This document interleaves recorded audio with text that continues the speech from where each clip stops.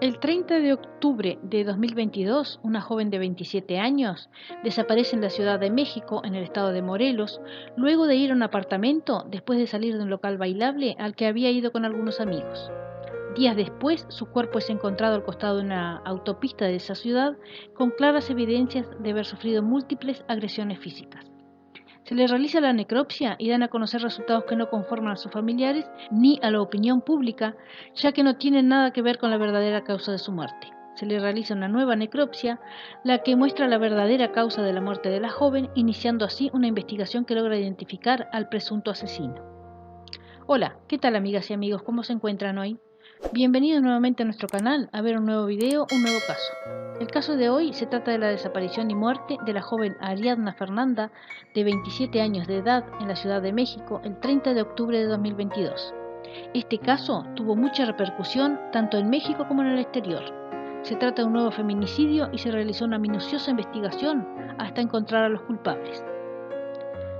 ¿Quién fue Ariadna Fernanda? Ariadna Fernanda López Díaz nació el 5 de julio de 1995 en la Ciudad de México, México. En el momento de los hechos tenía 27 años de edad y un pequeño hijo de 5. Era llamada Ari por su familia y amigos. Trabajaba en un salón de belleza en la Ciudad de México, donde comenzaba un emprendimiento propio. Su madre hacía poco tiempo había fallecido de cáncer, provocándole un gran trauma y dolor a Ariadna, decidiendo ella tatuarse el nombre de su madre en el pecho. Por medio de este tatuaje fue que se la pudo identificar. La única familia que le quedó al fallecer su madre fueron sus primos y tíos, además de su hijo. Ellos la recuerdan como a una persona alegre, que le gustaba bailar, viajar, cantar y conocer diferentes lugares. Tenía un espíritu muy aventurero. Para el momento de los hechos, Ariadna compartía vivienda con una amiga en la colonia Jardín Balbuena, en la alcaldía de Venustiano Carranza, en la Ciudad de México, donde vivía también su hijo. La cronología de los hechos. Ariadna había sido vista por última vez el 30 de octubre de 2022 en la alcaldía de Cuauhtémoc, cuando había ido con unos amigos al bar Fisher Cibeles en la Ciudad de México, donde fue vista y se tienen registros de las cámaras de seguridad. Luego, ella y sus amigos se fueron a la casa de uno de ellos, Rautel, un joven empresario de la Ciudad de México que era novio de Vanessa, una de las amigas de Ariadna. Las cámaras de seguridad del edificio mostraron cuando todos se fueron de la casa de Rautel, menos Ariadna. A ella nunca se la vio salir con vida de allí.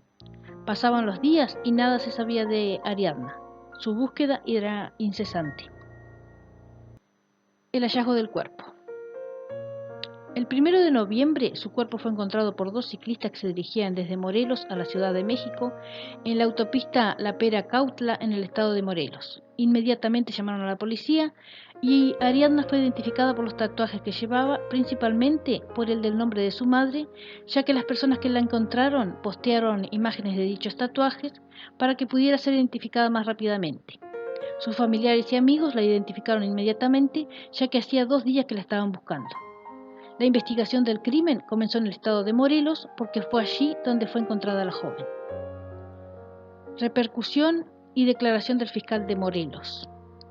El fiscal de dicho estado, Uriel Carmona Gándara, declaró el 2 de noviembre en una conferencia de prensa que según el resultado de la necropsia y confirmando que se trataba de la joven Ariadna López, de 27 años de edad, quien había desaparecido días antes en la Ciudad de México, la causa del fallecimiento de la joven fue una grave intoxicación alcohólica y, como consecuencia, una broncoaspiración, no encontrándose huellas de violencia.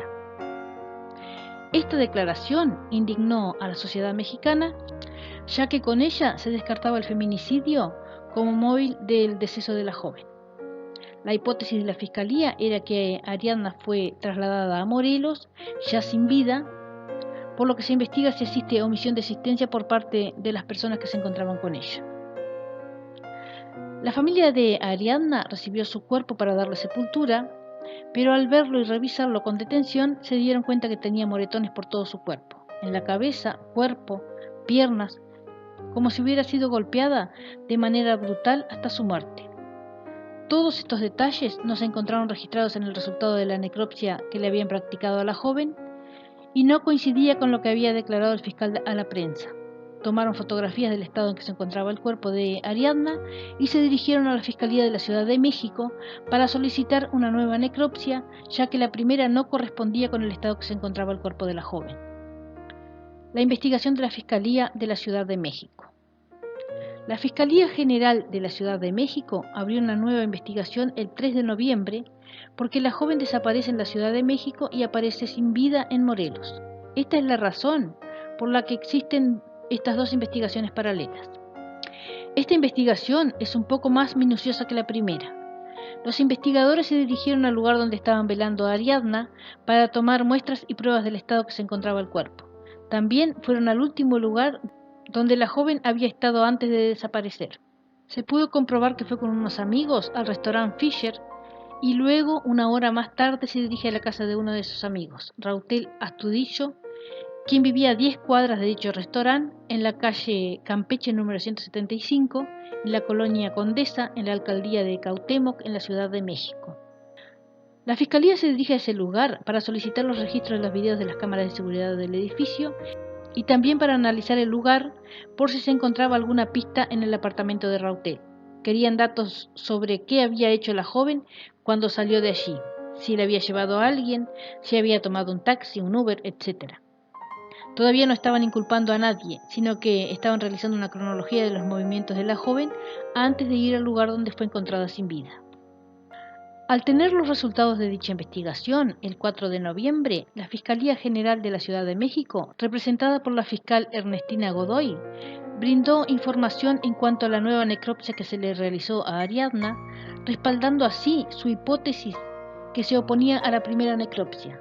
Los resultados de la misma fueron que Ariadna había fallecido a causa de traumas múltiples, el cual se clasifica de mortal.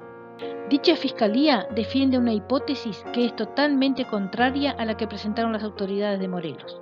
No se pudo determinar si Ariadna fue atacada sexualmente porque el cuerpo había sido lavado al practicarle la primera necropsia. El 5 de noviembre se realizó el sepelio de Ariadna en el Panteón San Nicolás Tolentino, en la alcaldía de Iztapalapa. Se analizaron las cámaras de seguridad tanto del restaurante Fisher como del edificio donde vivía su amigo Rautel. Se pudo comprobar que Ariadna llegó al restaurante a la hora 18:02, saluda a su amiga Vanessa Flores, al novio de Vanessa, Rautel Astudillo, y a 3 amigos más que se encontraban allí. En ese lugar cenan, tienen conversaciones, ríen, se divierten. Se puede observar en las cámaras de seguridad que a las 19:06 se retiran del lugar los 6 amigos, subiendo a una camioneta que pertenece a Rautel. Se dirigieron al edificio donde vivía Rautel. En el video del edificio se puede ver que los jóvenes llegan a la hora 19:16 al estacionamiento del edificio, saliendo del ascensor a las 19:17 para dirigirse al apartamento de Rautel. Hasta ese momento se tiene certeza de que Ariadna estaba en ese apartamento. A la hora 19:44 salen 3 amigos del apartamento, luego salen otros jóvenes, pero a Ariadna nunca se la ve salir de allí. Cuando la familia y amigos de Ariadna la estaban buscando, llaman a Vanessa Flores, su amiga, para preguntarle si sabía algo de Ariadna, a lo que Vanessa respondió que no sabía nada y que lo único que sabía era que Ariadna se había ido después que todos se fueron. Ante estas declaraciones, las autoridades comienzan a prestar más atención en las cámaras del edificio de Rautel, principalmente las que registraban las entradas y salidas del ascensor del piso de su apartamento. Analizaron cada detalle para poder ver en qué momento salía la joven, pero nunca la vieron salir. Llega así la filmación del lunes 31 de octubre.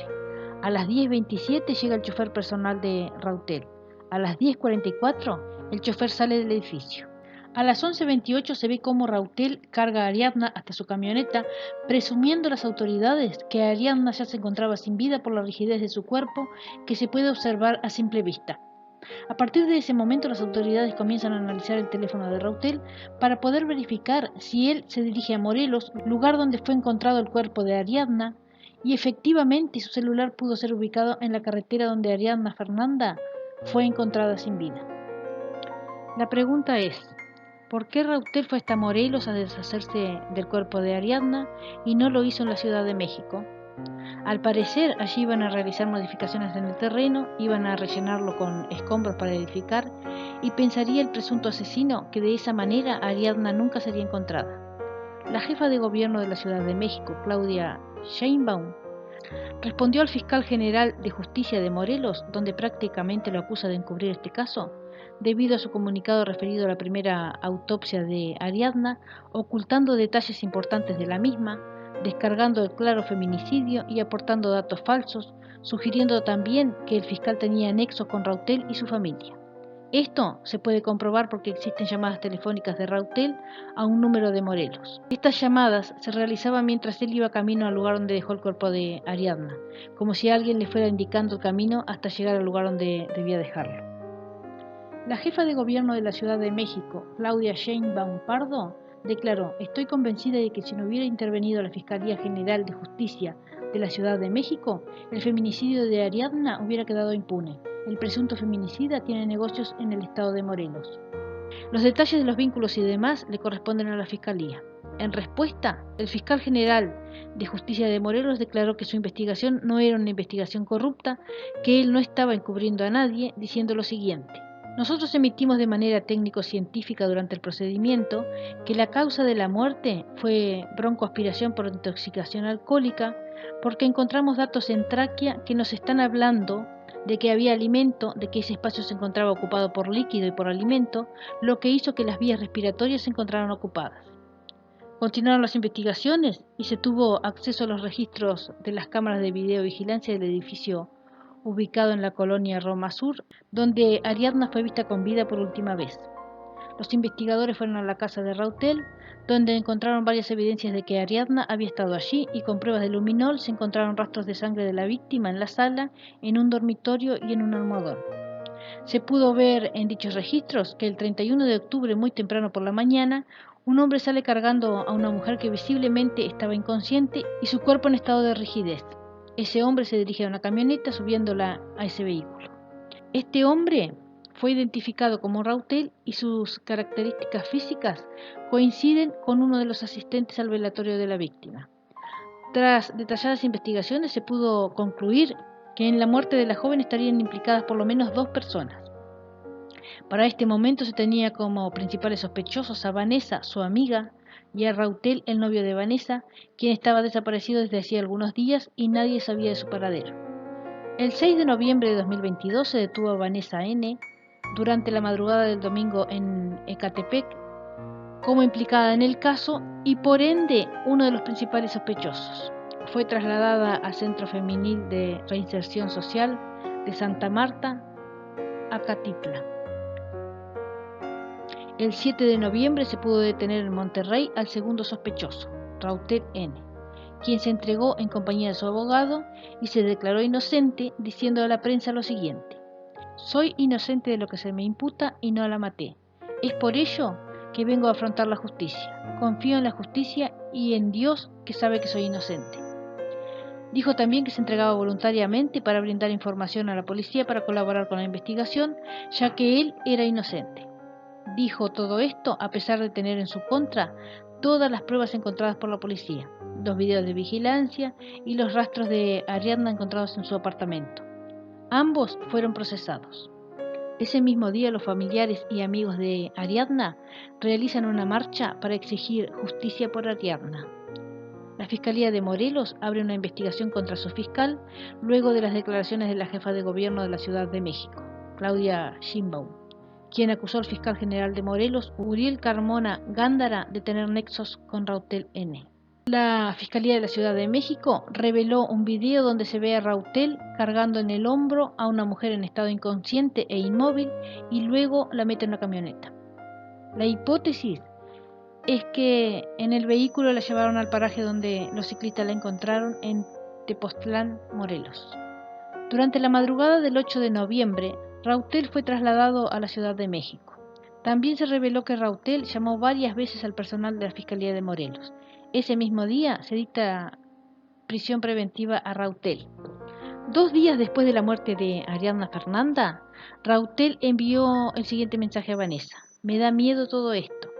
Ambos acordaron que cooperarían, pero que debían de tener cuidado con los detalles.